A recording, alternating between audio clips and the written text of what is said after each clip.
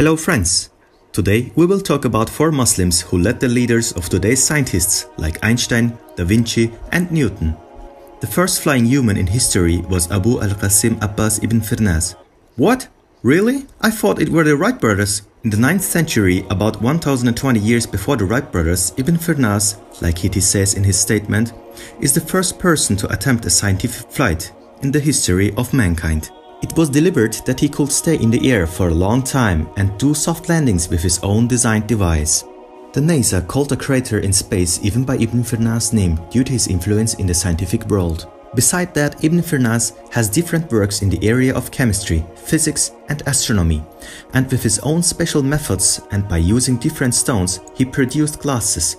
For the very first time, he also invented eyeglasses by discovering how to straighten glass. And since we are talking about eyeglasses, the second one is the finder of optical science, Ibn Haytham. He lived in the 10th century, and with his works in physics and mathematics, which were translated in European language, the astronomer Ibn Haytham led scientists like Kepler, Newton, Galileo and Da Vinci. In his work, Book of Optics, he worked in detail on the anatomy of the eye, on the functions of the eye, on its light and sight ability, and on hundreds of other issues like the breaking of light on transparent objects. His leadership let him go down in history as the father of optics. More than that, he found the photographic model. Therefore, Ibn Haytham is the first to have used the dark room. The third one is the leader of medicine, Ibn al-Nafis. He is a Muslim who described the pulmonary circulation of the blood 300 years before Europe did. He was the first scholar who brought out scientific works. He concentrated himself more on the reason of the disease outbreaks than on their treatments. For being the first to describe that the heart pumps the blood through the venules to the whole body, and for describing the metabolism notion, he is accepted as the biggest physiologist of the Middle Age. The fourth one is the pioneer of the relativity theory, Abu Yusuf al-Kindi. Abu Yusuf al-Kindi was the first known Muslim philosopher in Europe in the 9th century. In his view, philosophy had the aim to reach Allah. With this intent, he wrote 277 works from 20 different fields of knowledge. He was the first person who found the frequency analysis in cryptology. What makes him stand out is the fact that he found the relativity theory ages before Einstein. He also dealt with astrology and described the universe as a globe, and said it could not be in an eternal expanse. There are thousands of Muslim scientists like them who are mentioned in history books as the pioneers in almost every range. They started with their ideas with the help of the lessons of the Holy Quran and mostly become successful. The history is witness of the fact that whenever the people of Islam were able to identify themselves with their faith, whenever they clinged to their religion, they have been able to evolve themselves and rise up according to their time. Whenever they have left this hold, they have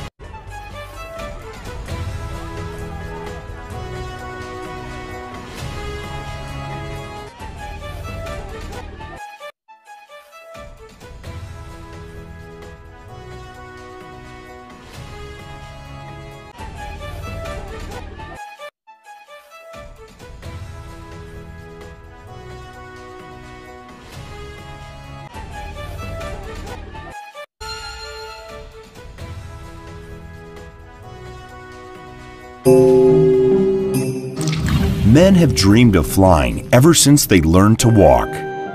History is full of legends and tales of men who tried to fly. The first successful attempt at flight was done by the Chinese, who flew kites around the 5th century. The first human flight was accomplished by a great Muslim inventor, Abbas ibn Firnas.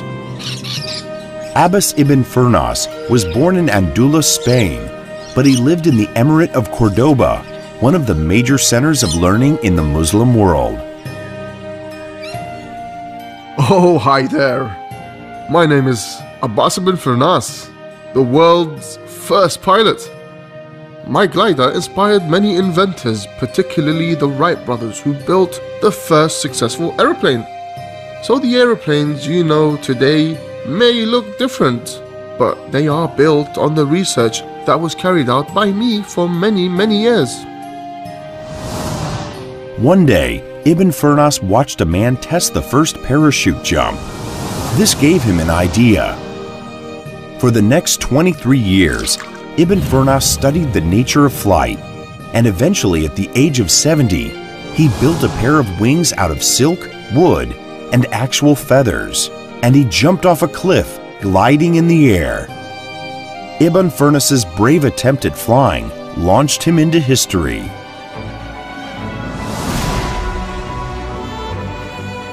And so, as we see great Muslim minds have walked this earth as scholars, scientists, doctors, philosophers, and engineers, the true sign of intelligence is not knowledge, but imagination.